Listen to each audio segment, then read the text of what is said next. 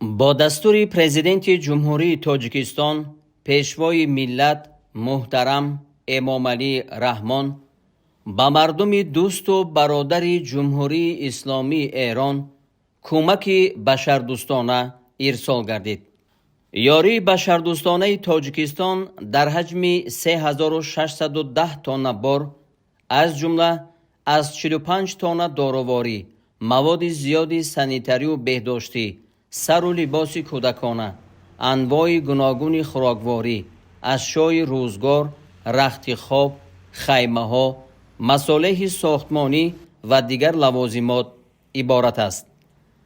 کاروان یاری بشردوستانه تاجیکستان با 110 ماشین پربار روز 18 مارس به جانب جمهوری اسلامی ایران رهسپار شد و به زودی دسترس مردم نیازمند در کشور دوست و برادر می گردد.